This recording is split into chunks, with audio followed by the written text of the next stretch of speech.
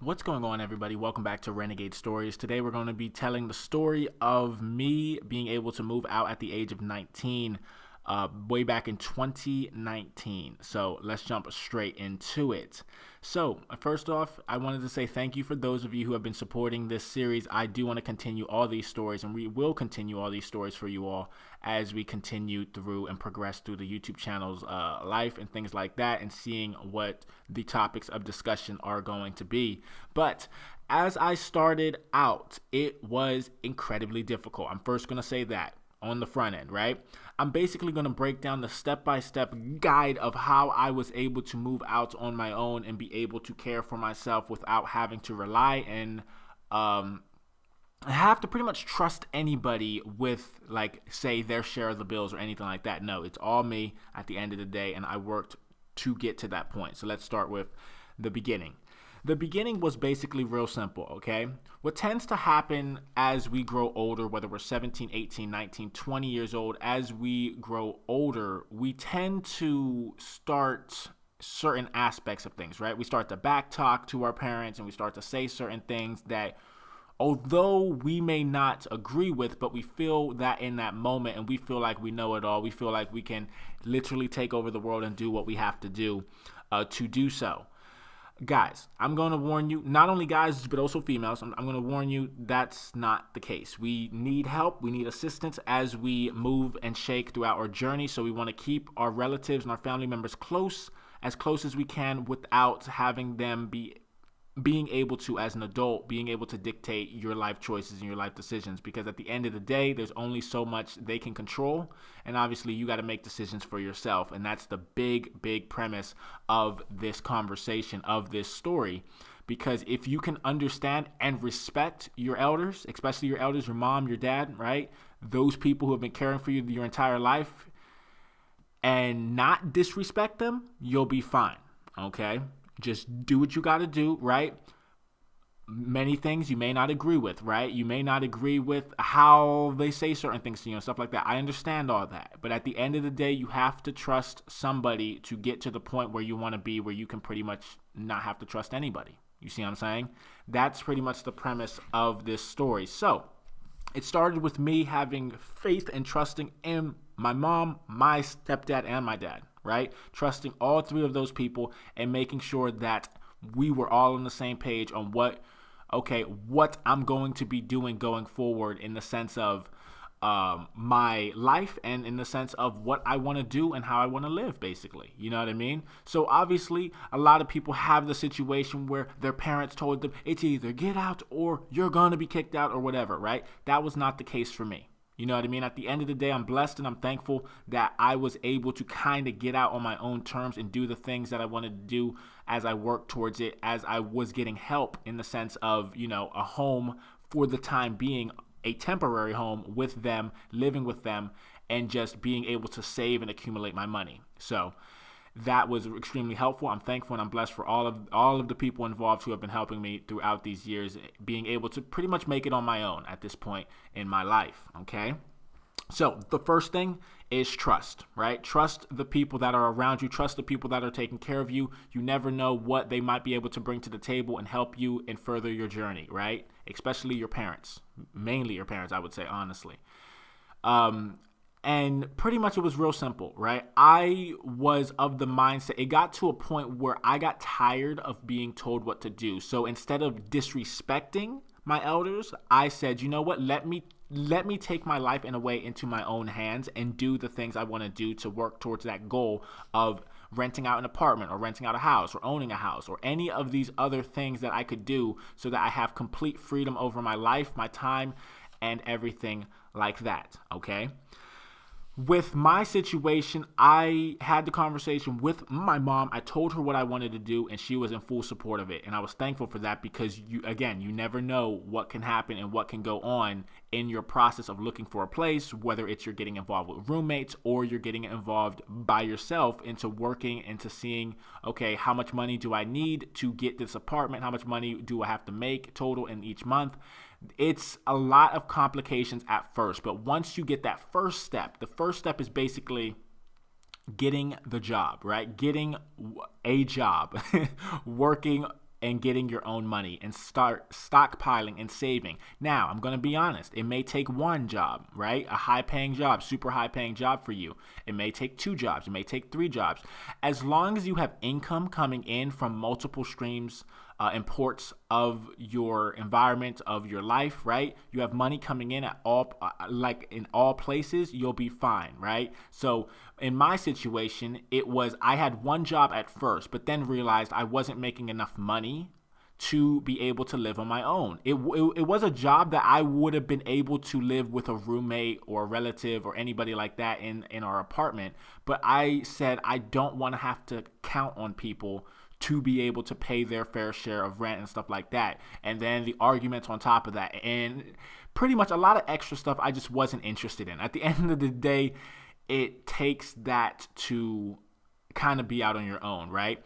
A lot of people may not agree with this. I totally agree with this because it works for me. And obviously, I feel like it's a mindset that you have to have if you want to live on your own. You want to have somewhat, not completely, but somewhat of a you have to have a selfish mindset. You pretty much have to if you want to live on your own, because what you have to account for is you're responsible for everything that's going on, whether it's rent, whether it's groceries, whether it's just pleasurable things, right? Like entertainment values, right? You have to be responsible for that. And it takes a mindset. You have to have the mindset to be able to do the living on your own, because it gets lonely. You know what I mean? It gets stressful sometimes, but at the end of the day, instead of having to count on someone else, you're basically having to count on yourself, right? I've been doing this for 3 years now. Like, this month has started the anniversary of like my 3 years of living on my own. And I'm thankful about that, because if it wasn't for the people and the structure at first, and then me being able to make my own decisions and being able to change my mindset to the mindset that where you have to survive for yourself, right? It's pretty drastic, right? It's pretty drastic. And I understand why people, live with others and stuff like that as roommates and sharing rent and stuff like that. That's just not for me, right? Obviously, everybody's different. Everybody has their own situation going on in life. Not everybody's situation is the same as mine, but that's just my mindset. I'd rather be living on my own just to see how it is, just to see how life is. And if eventually someone comes along, so be it. You know what I mean? I'm not going to be that type of person where I put my full trust into someone else to be able to pay their fair share. Because what tends to happen in relationships like that, right? I know people who get involved in relationships, right? Male and female, right? Who they get involved in relationships just to make sure that rent's paid, which I understand that premise, but that's not a healthy relationship. Is you're only with this person because you have something that they can provide for you and you have something that can provide for them. Again, if you like that sort of thing, that's up to you. But again, I'm kind of speaking to the people who have the mindset of wanting to get out on their own, wanting to do the solo route and try to see and figure out life as it is for themselves, you see. So obviously, that's pretty much how that worked right there. And what I had to do was I had to pick up a second job. So at the time, I was working for a bank, right? That job wasn't really giving me enough money each week, each month, every 2 weeks, whatever you want to call it. But then I said, you know what? I want a second job. I need a second job if I want to be able to make it out on my own, okay? So it's first step, get the streams of income coming in, right? Second step, look for the place that you may be interested in. Look for the area that you may be interested in. Now, many people like to do it backwards, right? Look for the place first, then you get the jobs to kind of see, okay, how much rent would be and things like that, which I also like that premise as well. You can kind of do this however you want to. At the end of the day, you just have to switch your mindset to, okay, let me do this, let me see what happens. And if you can make it happen, you can make it happen. If you can't, don't worry about it. Don't stress about it. You just have to work a little harder. You just got to get to that place where you're kind of comfortable with where you're at in life, okay? So yeah, first jobs, right? That's what I started with. And then, of course, I started looking around. And while I was looking around, I was stockpiling money, right? Putting money into savings account and stuff like that. Now, there was very little that I had to pay for while living with my mom and stepdad, which I'm extremely thankful and grateful about, right? Obviously, there's grocery contributions and things like that, which was not a lot. So I'm extremely thankful about that. At the time, I had my vehicle payments, my car payments, and my car insurance and stuff like that. So it definitely wasn't a crazy amount because I did not have to worry about paying rent, which in most cases is over $1,000 a month, which that $1,000 a month basically at the time, because I wasn't paying it, it was going straight into the savings account and basically stockpiling that to get ready for, okay, when the time's right, when the opportunity presents itself and I get approved for an apartment, boom, at least I have all that money in savings that I can put towards the apartment, like the down payment and things like that, to get the process and the ball rolling. So I was really happy about that situation as well. After that, it's trusting yourself, right? Trusting yourself is like the third or fourth component that you kind of got to understand to begin with living on your own. You have to trust yourself. You have to hold yourself accountable, right? That's the big thing. I had to hold myself accountable in the tough times and in the good times. It's not as easy as it looks, I like to tell people. It really isn't. It just takes time to get used to the process, right?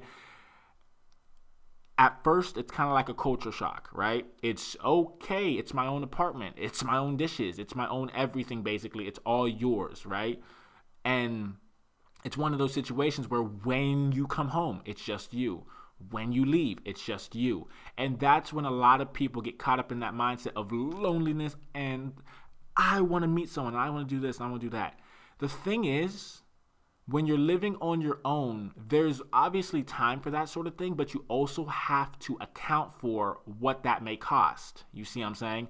If you get involved with somebody while living by yourself, that costs stuff. Whether you all are going out on dates or buying each other gifts or anything like that, that costs. So it's kind of structuring it in such a way where you have like a tracking log of like which bills are coming out each month, each week, all that, so that you can kind of account for if you have space, if you have a budget, right? If you have a budget for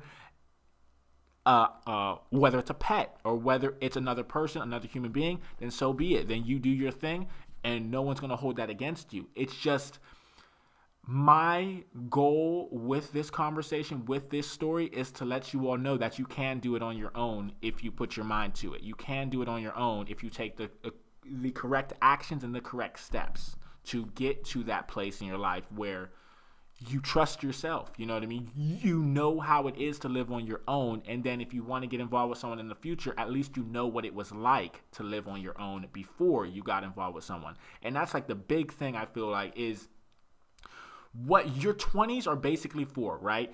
When you're in your 20s are basically for exploration and things of that sort.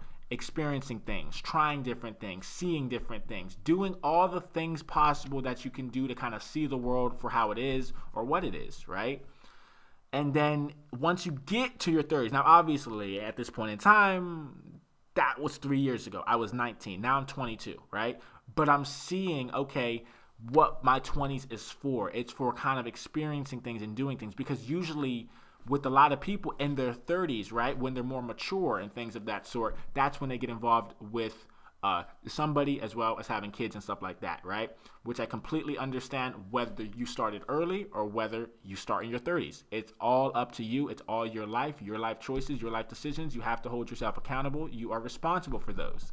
And just that's the main thing, is waking up every day knowing it's my home and everything like that. I love that feeling because at the end of the day, no one can take that away from me except myself. And that's may be scary for some people is, wait a second, one wrong move, one wrong massive purchase I make, I may be in debt. I may be struggling to pay rent. Yes, but you have to be able to understand that, okay, I only make a certain amount of money each month or each week or every 2 weeks, right? Let me structure that and put it towards the bills that need to be paid. And then if I have any extra money left over, one thing you can do is put it in the savings, or two, you can treat yourself. And that's pretty much how I've learned throughout the process of this journey so far, from moving out at 19 to now 3 years later, I'm 22, and I'm still doing the same things in the sense of structuring my bills and doing these certain things and accounting for absolutely everything, which is completely my way of doing things. Again, you can do your own thing, right? But this is just to explain to you all that, again, I know I've said it a lot, this audio, but you can do it for yourself. If you want to move out at 18, 17, 19, if you want to do that, so be it. You can put your mind to it, find the right things that are around you that are going to help you and not hold you down, and then you keep progressing, you keep chugging forward, you keep grinding. Because what ended up happening with me was this, okay? So when I moved out at 19, at that point, I was working 7 days a week. I was working at a trampoline park on Saturdays and Sundays, and on Monday through Friday, I was working at a bank, basically, right?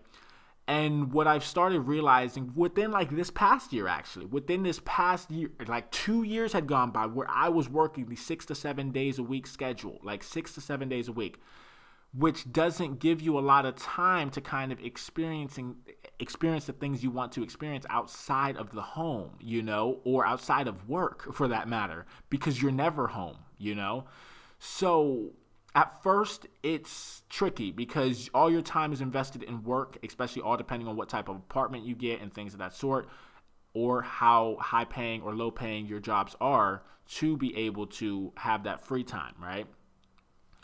It's tough. It's a grind. 6 to 7 days a week for close to 2 years is a grind. That's not healthy mentally because you never really have free time for yourself or to think or to take naps or to just process things instead of working all the time, right? It wasn't until within this past year that I realized I didn't want to do that anymore because I was missing out on all the opportunities that were outside of work, that were outside of the home, and that were literally like travel distance away, like 3-4 miles away. I would miss these things because I was always on schedule. I was always on the clock, So that's one thing that is kind of like a downside, I feel like, to starting out your process of living on your own. If you don't have a high enough paying job that will be able to manage the bills properly and things of that sort, so that you do have 1 to 2 days off a week, then that's when it becomes tricky. But again, it takes a mindset to work 6 to 7 days a week for close to 2 years. That was not healthy for me mentally, and I am thankful that I'm out of that situation of having to work those days, those long hours every single day of each and every year.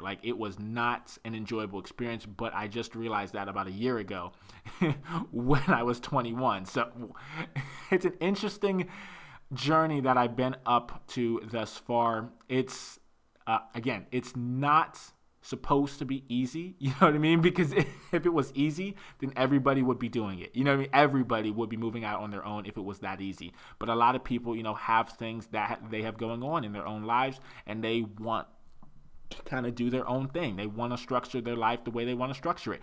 And I have nothing but respect for those people, right? Do your thing. You know what I mean? Live your life. That's why you're on this planet, to live your life and do your thing at the end of the day. And that's pretty much my story, right? Is now there's a conclusion to the story. Now I'm in a good situation where I only work 5 days a week. I'm off on Sundays and Mondays. So I'm thankful for this opportunity to kind of let you all know my stories and things of that sort that may help you going forward in your own lives, whether you're still in high school, middle school, elementary school. It doesn't matter. You can start right now by having that mindset. But again, treat your elders with respect. That's my big thing for you all. Treat your elders with respect. Your parents, your grandparents, all of them, right? Treat them with respect, because you never know what may happen in life where you're going to have to need them, right? You're going to have to count on them at some point. So you always want to treat them with respect. That is basically my story. I thank you all for listening. If you made it all the way into the end of this Renegade story, I know it's a longer one, but at the end of the day, I just wanted to kind of break down and cover all the topics of how I was able to do it on my own. Again, it was not easy, but at the end of the day, I learned kind of how to structure and how to manage things to such a way where now I'm in a comfortable position. So thank you all for listening. If you did listen all the way through, please hit the thumbs up and subscribe to the channel if you are new. We got a bunch more stories of experiences in my life that are going to be coming at you fast. We haven't even touched the tip of the iceberg of the content that's coming, guys. So thank you all for watching and listening, and I'll talk to you all later. Peace.